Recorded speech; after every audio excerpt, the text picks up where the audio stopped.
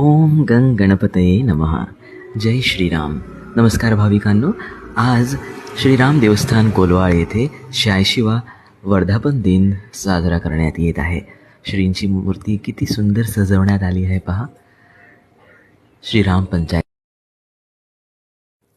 श्रीराम देवस्थान कोलवाळ बारदेस गोवा देवस्थानचा 86वा वर्धापन दिवस खूप थाटात साजरा करण्यात आला. विविध धार्मिक कार्यक्रम संपन्न झाले. अनेक भाविकांनी दर्शन घेतले. तदनंतर भजनाचा कार्यक्रम झाला. अनेक भाविकांनी अभंग ऐकले. तदनंतर आरती तीर्थप्रसाद वाटप झालं. त्यानंतर नाम जप चालू होता आणि अभंग ऐकत ऐकत सगळे मंत्रमुग्ध झाले होते.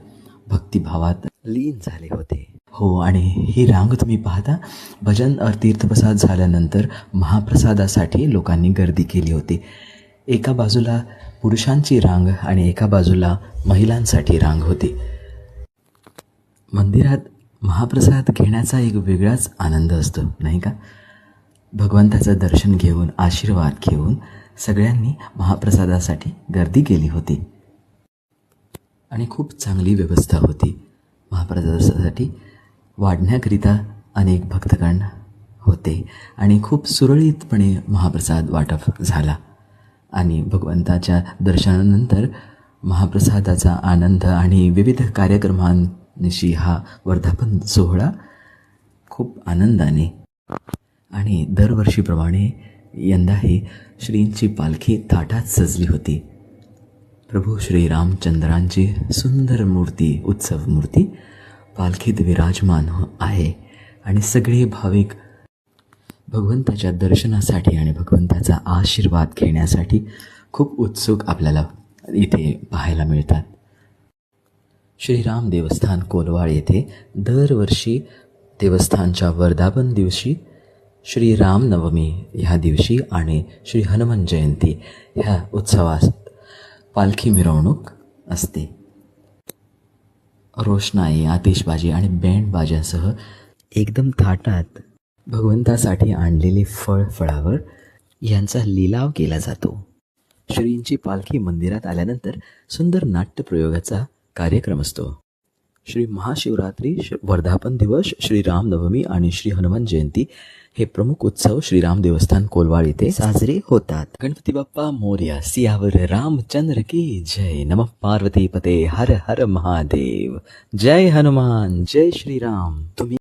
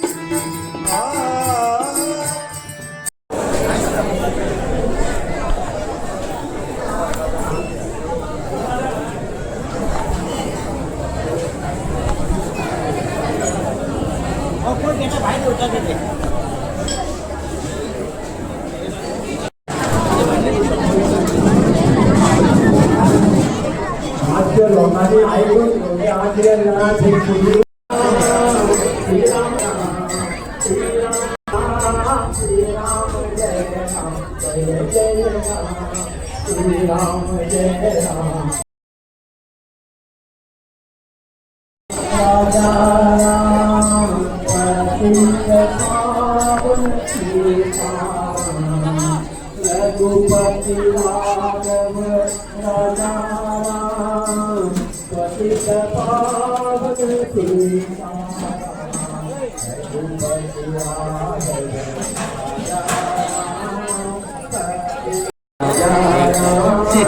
आता म्हणजे काय ना